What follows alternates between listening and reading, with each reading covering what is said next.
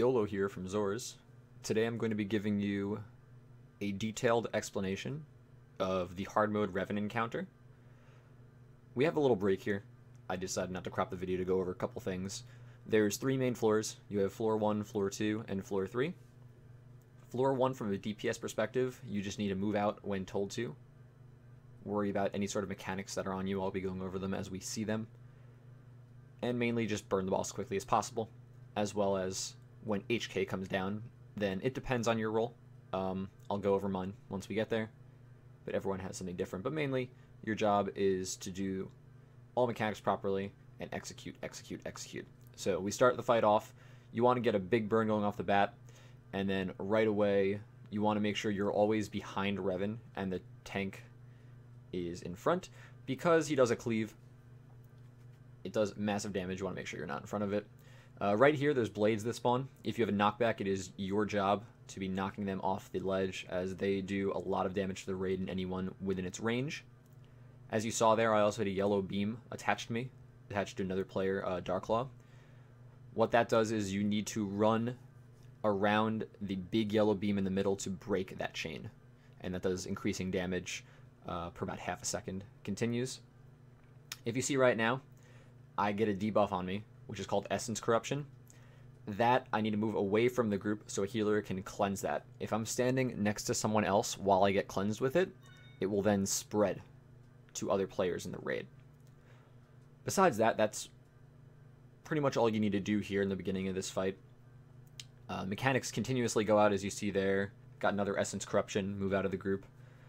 This time another blade should spawn. It should attach to me. So what I'm going to be doing is I'm going to go ahead and look. I'm going to see the blades around me. Just go away so I don't hit anyone else, because I know we're about to phase. Once you phase into the next part of the fight, the blades will just disappear if no one knocks it off, as you see right there. Get a stack, get it cleansed, and now we go get ready to begin the HK portion. HK is very similar to story mode, except there's one new mechanic besides more damage going out from HK himself. A lot more from a tank's perspective, and healers. Grenades are the same, they can be cleansed. Hydraulics will make it so you don't fall down. Here's the new mechanic here. There are a total of 4 droids that spawn. A big one that spawns in between 3 smaller ones, and 3 smaller ones around. The way that works is, as a DPS, you want to make sure you kill the droid in the middle before its channel finishes.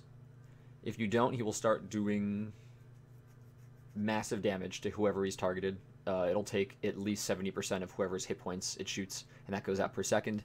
The other small droids that spawn, those need to be interrupted. You don't want to damage those. You can kill them, but that's pointless because your interrupt automatically stuns and kills them from it. But besides that, that's the entire floor 1 you're going to see here. Rinse and repeat. I'll go over and show you my mechanics. So here I'm going to go ahead and hit the big droid, throw some damage on it, and as soon as I see the cast start on my droid, I'm going to go ahead and interrupt it. What we have is we have 1 DPS interrupting a little droid. We have 2 healers on 1 droid itself to interrupt, because healers do not have 100% accuracy, and the other tank who's not who's kiting the kill shot, who's not kiting the kill shot, sorry, is going to be interrupting the other droid to cover all 3 interrupts. So floor 2 is definitely different from story mode as well. There's a lot of mechanics you saw in floor 1 coming to floor 2. The one big thing that's different here is there's going to be the unstable aberrations that will run around, which is the same in story mode. However, now you have to deal with the heartbeat mechanic, which on this floor and the next floor will push you in and out as a rotation. It is on a set time spawn, and you can predict exactly when it's going to happen. But that's really the only other obstacle you have to deal with here. So we have set positions we like to run to. You'll see we'll start out with Revan right here, and then we'll get knocked out to the ledge. Again, you want to get a nice opening burst here. Get as much as you can while nothing else is going on. And then as you see, the heartbeat pushes you out. You do see that visual mechanic in story mode to kind of tell you that it will be a thing, and here it actually is. So one thing to note, there's the first example I can show you here, is hydraulic overrides is it makes you immune to the heartbeat mechanic. So all the pull-ins and push-outs, if you pop hydraulic overrides, you will be able to resist it. Now, you won't be able to do it for every pull-in and pull-out, but you can do it for every pull-in, which is a preferable one, and you'll see that happen for a majority of us on floor 3 here. So we go to our positions, our assigned spots here. Make sure we're in proper placements for when the purples are coming. Here we have a loose blade, so you'll see me kind of stop DPS, try and figure out what's going on with that blade. I see it gets pulled, so I go back to DPSing again. A little bit of downtime, but shouldn't be too bad here. And what we like to do, personally, is we like to stop at about 31% on Revan here. Reason for this is, at the next push out, Revan is going to be doing a heave and then channeling unstable aberrations again. During this time, you can get optimal dots on the boss. Let me go back a little bit. Once you push the boss below 30%, he then goes up to floor 3. However, if he's channeling an ability like unstable aberrations right here, you can get a lot of damage on him while he's still going and still down here and get him further below 30%. I believe the furthest we pushed him was about 129 or 28,000. Maybe it's 1.2 mil. I don't know. We get him to about 1.41 here, I believe. But the furthest we got was 1.29. So you can get a lot of damage on him. And what this does is this actually helps immensely when starting out in floor 3 here. Because in floor 3, you want to make sure that you have optimal time to push him before 2 trails.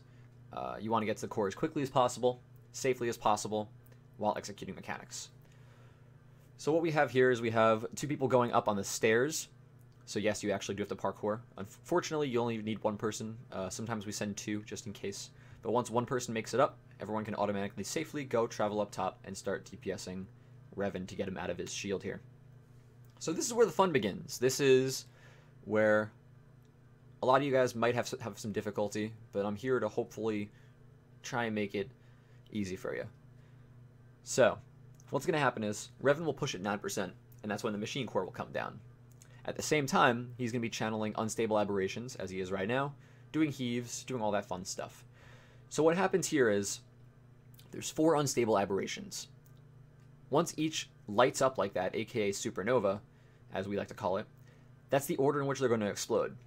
If you are positioned to where the next one will explode, as in your camera or your player's camera, you will not get knocked. If you are not looking at that circle that is going to explode, you will fly across the room in whatever opposite direction of it you are. So what I did there is I played Ring Around the Rosie with Revan, facing my body, doing abilities towards the next purple circles. All you have to, while doing this, dealing with the heartbeat mechanic as well. So my best advice to you, the player, is stop damage. Once you hear the callouts and you know where they're going to be, stop your abilities. Just worry about getting these purple circles down and then DPSing your heart out once they're all gone. As you saw, what I did there as well was when the heartbeat was pulling in, which happens during all of the purple callouts, aka when the purples explode. Once you get to the 5th set, and then it comes before the purples. But we pop our hydraulics during the purples for anyone who's a bounty hunter. So that way, as you saw, the pull-in did not get me, but the Sork Vigil and Operative Tefia, they got pulled in, and they were standing out, so they didn't die, obviously, which is great. But that's how you have to do it if you're not a bounty hunter, is you must stand out waiting for the heartbeat to pull you in. If you're a bounty hunter, you're able to stay in and pop hydraulics as long as you have it up. So here's, I believe, an example where it's the next one, sorry. There's going to be an example here where sometimes you're going to want to move your actual player's position, aka strafing sometimes, when these purple circles are happening and exploding, because just turning doesn't always update your position as far as the game is concerned. You'll see that happen. I believe the first one that's about to go supernova here is going to be in the 4 o'clock position, and that one's going to knock me. As you see, it just went supernova. So it goes 4, 6, 9, or 4, 9, 6, 2. So watch, I'm looking at it. but it still knocks me because I wasn't doing any abilities, but I did an ability about 1.5 seconds prior, which made it still think I was most likely facing towards the 12 o'clock position, which is why I got knocked. So just make sure if you need to move or strafe a little bit, you can do that. Just make sure you're still facing that purple. Besides that, once you get that down, once you have mastered the purples, don't worry too much about damage. Worry about the mechanics. Once you get the mechanics mastered, then worry about the damage. That's one thing that I really want to stress to everyone who is a progression raider and really learning the fights is don't stress about the damage. Worry about getting the fights down perfectly first. Then you can go back and figure out how you can maximize your damage. And hopefully that will aid everyone in successful Revan kills. This was YOLO, and I will see